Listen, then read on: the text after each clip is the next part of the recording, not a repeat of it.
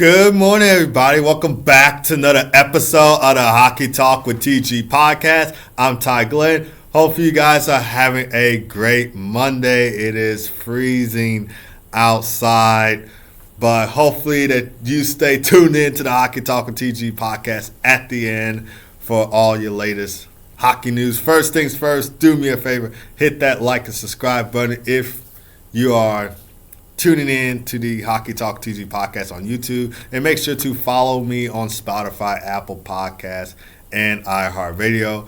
We are with you guys every Monday, Wednesday, and Friday from 11:30 a.m. to noon Central Time, 12:30 p.m. to 1 p.m. Eastern Time. So make sure to hit that follow button, hit that like button, hit that subscribe button, hit that notification bell button, and follow me on all my socials so you can stay up to date on the latest hockey news and episodes of the Hockey Talk with TG podcast. But without further ado, let's go ahead and get into the NHL news for today. We'll start off by recapping the Blackhawks and Red Wings game from Sunday. So the Chicago Blackhawks scored 5 goals in the Blackhawks 5-1 win over the Detroit Red Wings on Sunday. Chicago moves to 8-5-3 of the season following their 5-1 win over the Red Wings on Sunday, and they end their road trip 3-2-1. They win the final 3 games of their road trip against the Vancouver Canucks, the Calgary Flames, and the Detroit Red Wings. So they won 3 in a row. They're third place in the Central Division, by the way. I think the other 2 teams are, I believe, the Mammoth, because I know the Jets lost yesterday to the Ducks, so I don't think they're in the wild card spot. So I think the Mammoth and the Avalanche are the other top 3 teams in the Central Division besides the Blackhawks. But yeah, third place in the Central Division for my Chicago Blackhawks. Won 3 in a row. We are on a winning streak. So first half of the road trip didn't go so well. We had a 6-3 loss to the Winnipeg Jets, an overtime loss to the Edmonton Oilers, a 3-1 loss to the Kraken. But we respond back with a 5-2 win in Vancouver, a 4-0 shutout win, and a 5-1 win in Detroit on Sunday to wrap up the 6-game road trip. Connor Bedard had a goal and 2 assists for a 3-point night. He scored on the power play 59 seconds in the first period, and man, oh man, what a shot that was from Bessie. It was a top-shelf snipe for Connor Bedard on the power play in the first period. And I always said off air and on air that Connor Bedard has one of the best shots in hockey. If you take a look at Connor Bedard, if you watch his highlights, you will see that his shot is pure perfection, an absolute bullet of a shot that Connor Bedard has. And with that, Connor Bedard extends his point streak to 8 games following the goal and 2 assists for a 3-point night. In this one against the Red Wings, he has 18 points during a 8-game point streak. 7 goals, 11 assists for 18 points during the 8-game point streak. He now leads the NHL in points for the season with 25 points in 16 games, 9 goals, 16 assists for 25 points in 16 games. The future is now, people. At one point, we did see Macklin Celebrini of the San Jose Sharks lead the NHL in point scoring. Now that's being taken over by Connor Bedard. So Macklin Celebrini, Connor Bedard, the future of the NHL is here. And also, maybe you can count the present of the NHL is here. But this is for the future. Macklin Celebrini, Connor Bedard are going to be 2 great players for their respective teams in the near future. But still staying with Connor Bedard, he actually tied Patrick Kane as the fastest Blackhawks skater to record 25 points in a season in the past 35 years. So Patrick Kane, I should say 25 points in like the first 15, 16 games of the season. Because Patrick Kane had 25 points in his first 16 games of the 2015-16 season. And we all knew how that season went. He won the Art Ross Trophy that year. He won the Hart Memorial Trophy that year.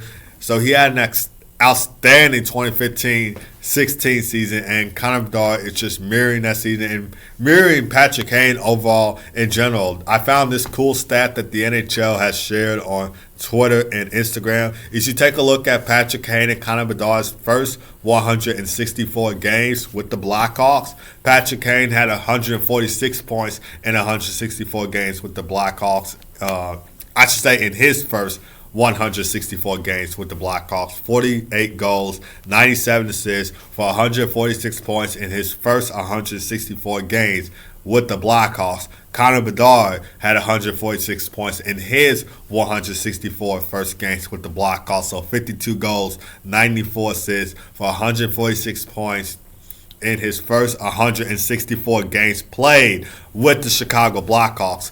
Both of them had 8 game-winning goals in their first 164 games with the Chicago Blackhawks. Not to mention that both Patrick Kane and Connor Bedard are first overall picks for the Chicago Blackhawks as well, because Patrick Kane went in 2007 and Connor Bedard went in 2023.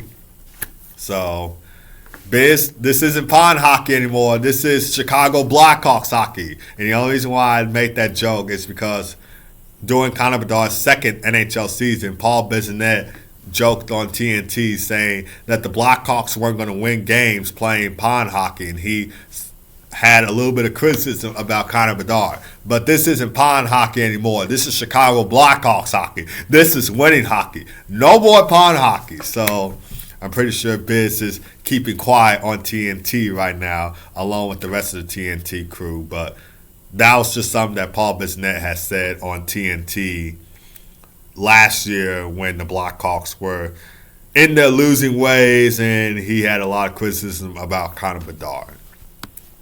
But the other goal scorers in this game for the Blackhawks, Teuvo Teravainen, Tyler Bertuzzi, and Andre Burakovsky also scored for Chicago. They also had a goal and assist for a. They also added an assist for a 2-point night. And Oliver Moore, first career NHL goal in this one. 4th game this season for Oliver Moore because, of course, he spent some time in Rockford with the Rockford IceHawks. He was called up to the team, and he got his first career NHL goal in his 4th game this season. 13th career NHL game overall because he did play with the Blackhawks last season, and he got his first career NHL goal in just his 13th career NHL game. Arvid Soderblom made a career-high 45 saves on 46 shots faced the net in this one. He did face off against his brother, Elmer Soderblom, on the Detroit Red Wings, and Arvid was the victor in this one, and Elmer came out with the L in this one. Blackhawks special teams were great in this game as well. They were very dominant on their special teams. A perfect 3 for 3 on the power play. Of course, the power play goals from Connor Bedard, Teuvo Teravainen, and Tyler Bertuzzi in this one. And they were perfect 5 for 5 on the penalty kill. And usually, I don't see the Blackhawks special teams doing this good. But in this particular game, it really stood out to me. Their penalty kill is more better than their power play. At least from my perspective, I believe their penalty kill is more better than their power play. But both the power play and penalty kill were tall in this one, and that's what made them come out with the win. So great game overall for the Chicago Blackhawks, and I'm really liking where this team is headed at. Jeff Blashill has really turned this team around. I'm not overreacting to that. Even though that we're 3rd place in the Central Division, I don't think I still see us being a playoff team. I'm just going to be real.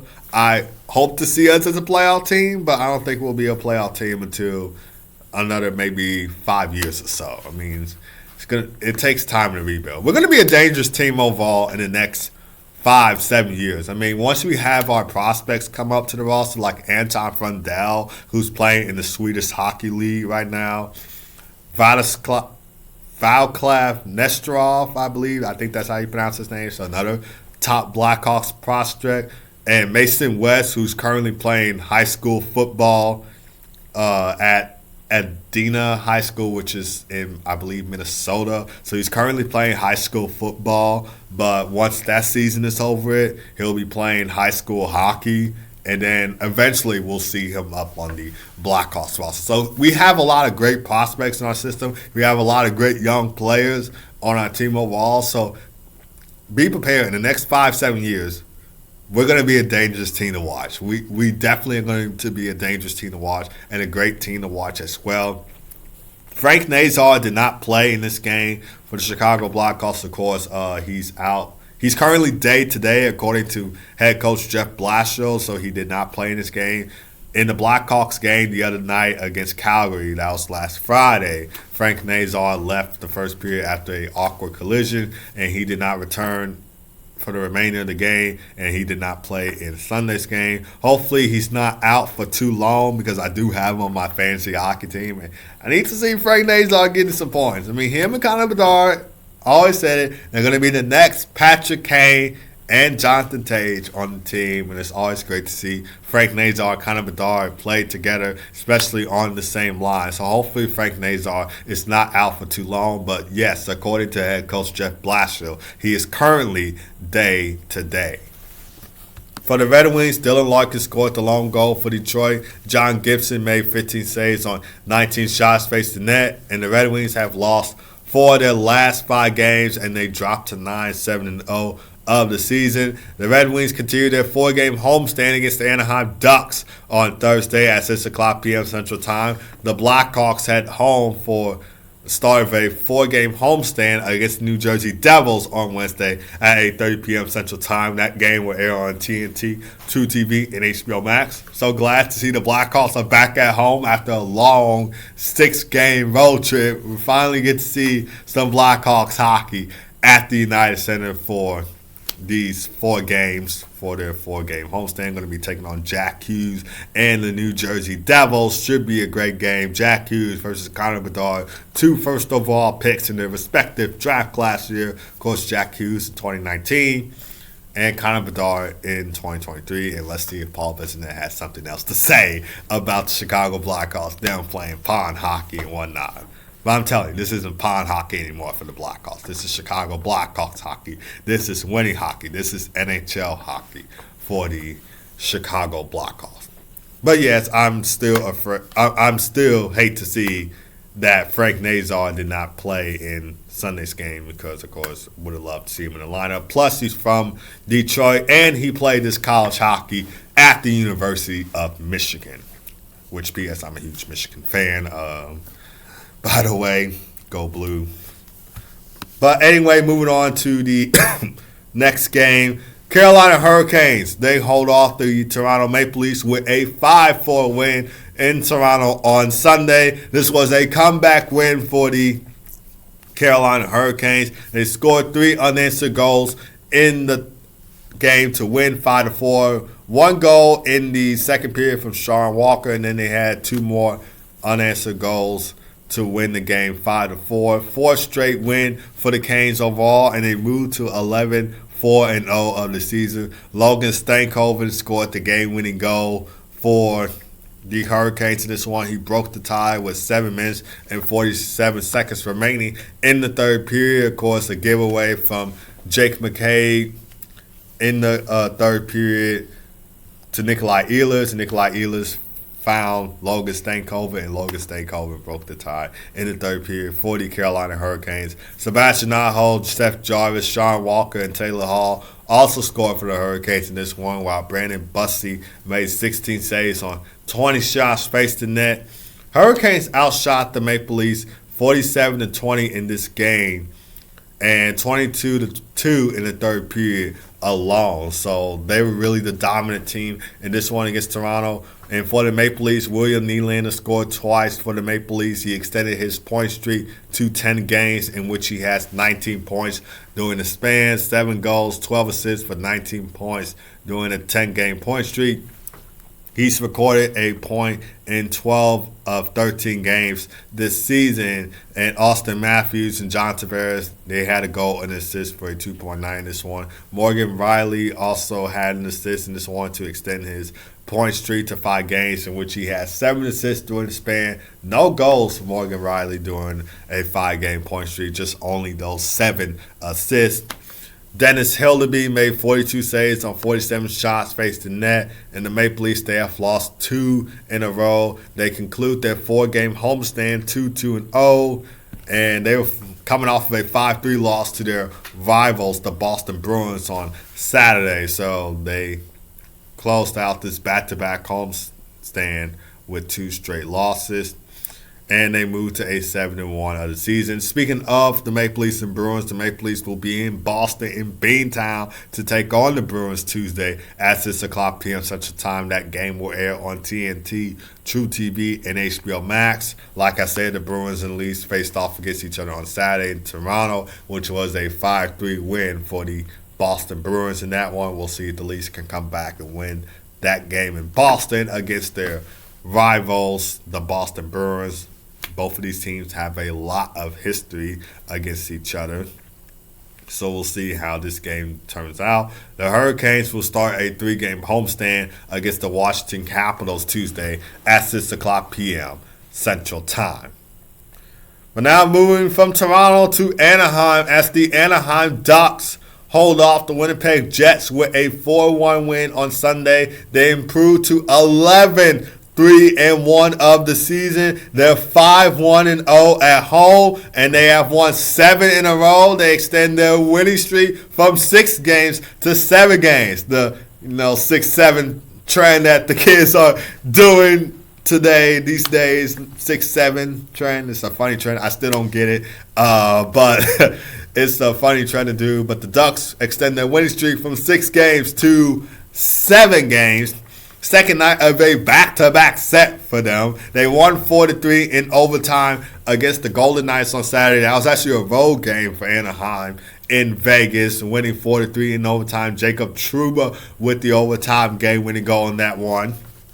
Leo Carlsson scored twice in this game. He had 2 power play goals in this game for the Anaheim Ducks. He extends his point streak to 10 games, in which he has 19 points during the span. 8 goals, 11 assists for 19 points during a 10-game point streak for Leo Carlsson. One of the other goals came at 2 minutes and 47 seconds of the third period, sealing the 4-1 win. Leo Carlsson also extended his multi-point streak to 4 games, in which he has 9 points during the span. 5 goals, 4 assists for 9 points during a multi-point streak, during a 4-game multi-point streak for Leo Carlsson. And fun fact, he is the second player age 20 or younger to record a multi-point streak of at least 4 games in Anaheim Ducks franchise history, joined Paul Kariya, who did it in 6 games from March 9th to the 21st of 1995. So the Quack Attack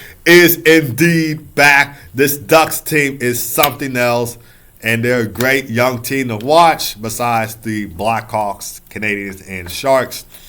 Beckett Seneca also scored twice in this game for the Ducks as well. First 2-goal game of his career. This is his 15th career NHL game. This is his first season in the NHL, and this is his 15th career NHL game, and he's already having a 2-goal game career. Chris Kreider and Cody Gauthier each recorded 2 assists in this one, while Lucas Dostal made 23 saves on 24 shots faced in net. Is it too early to say that the Anaheim Ducks are going to be a playoff team? Because nobody didn't expect to start from the Anaheim Ducks, and Coach Q has certainly turned this team around. This team is something else. And Joe Quenneville, who coached the Blackhawks in the 2010s, turned them from a young team, because the team has sucked before Joe Quenneville came as head coach, and now they were a dynasty in the 2010s. I'm pretty sure head coach Joe Quenneville could do the same thing with the Anaheim Ducks, turn this team around and get a few Stanley Cups with the Anaheim Ducks. He led us to 3 Stanley Cups in the 2010s, 2010, 2013, and 2015. I'm pretty sure he can give Anaheim a couple of Stanley Cups as well. There'll be a dynasty to watch in the next few years as well.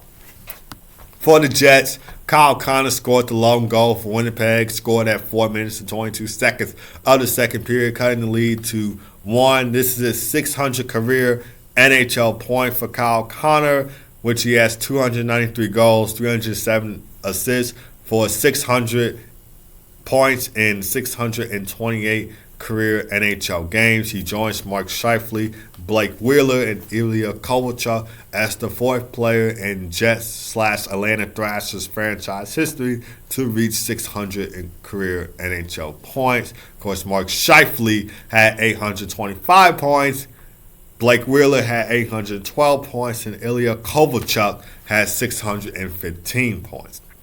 Eric Comrie made 17 saves on 21 shots faced the net, and the Jets have lost 3 in a row to start off their 6-game road trip. They were outscored 9-2. Of course, it was a 3-0 shutout loss to the LA Kings on November 4, a 2-1 loss to the San Jose Sharks on November 7, and a 4-1 loss to the Anaheim Ducks on November 9. And they moved to 9-6-0 of the season. They continue their 6-game road trip in Vancouver against the Vancouver Canucks Tuesday at 9 p.m. Central Time. The Ducks will start a 3-game road trip in Denver against the Colorado Avalanche on Tuesday at 8:30 p.m. Central Time. And this game will air on TNT, True TV, and HBO Max for you guys to watch.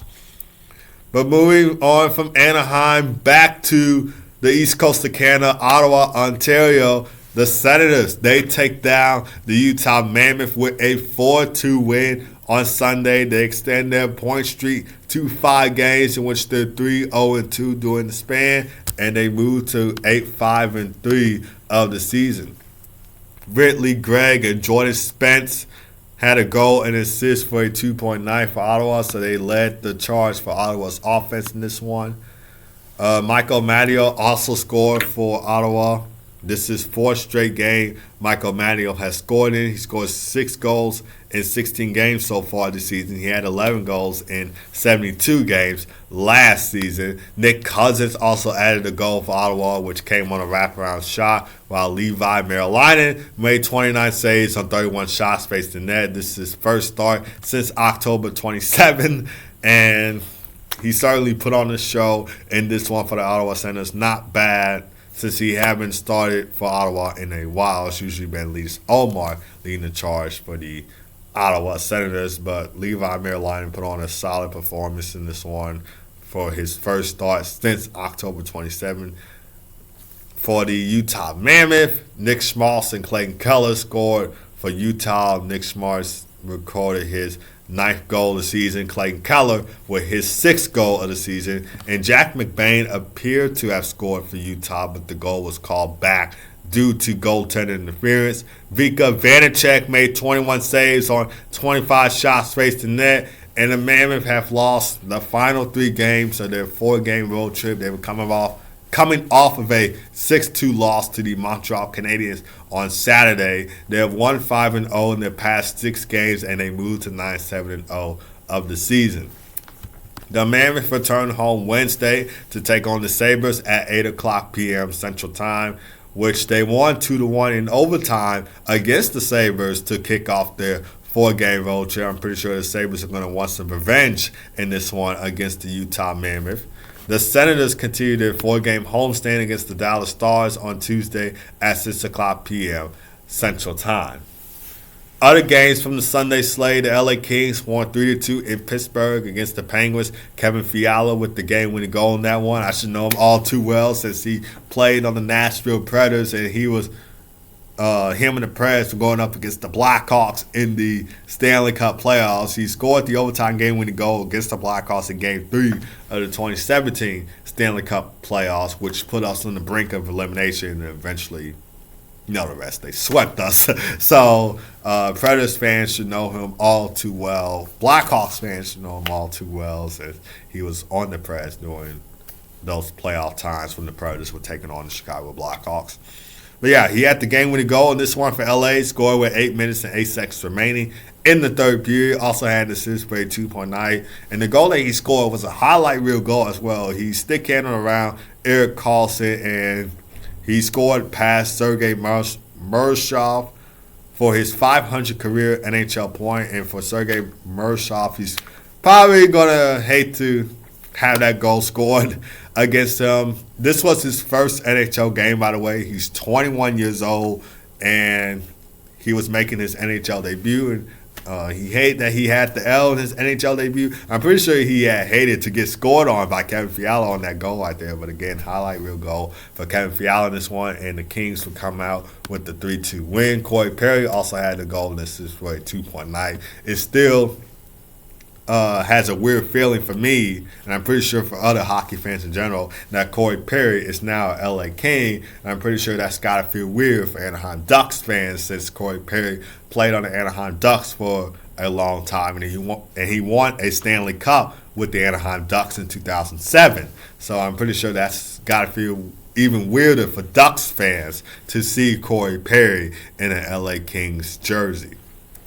Anze Kopitar also had a goal for the LA Kings, scored on the power play for LA. He's set to retire after the 2025-26 NHL season, and he's had an illustrious career with the LA Kings. Won 2 Stanley Cups with the LA Kings in 2012 and 2014. So, congrats to Anze Kopitar on a great career with the LA Kings. Going to miss him after this NHL season. We'll see how the Kings do at the end of this 2025-26 NHL season. And moving on from the Steel City to the Star State. Stars win 2-1 against the Seattle Kraken. Tyler Seguin scored the game-winning goal. All 3 of those goals between the Stars and the Kraken came in the first period. Scoreless second and third period. Wyatt Johnston extended his point streak to 5 games with a goal in this one. He scored on the power play, in which he has 10 points during a 5-game point streak. 4 goals, 6 assists for 10 points during a 5-game point streak for Wyatt Johnston. The Minnesota Wild shut out the Calgary Flames 2-0. Jesper Wallstedt with a 36-save shutout performance. Matt Boley and Kirill Kaprizov with the goals in this one for the Minnesota Wild. Of course, Kirill Kaprizov's goal ended up being an empty netter. Matt Boley scored in the second period for the Minnesota Wild.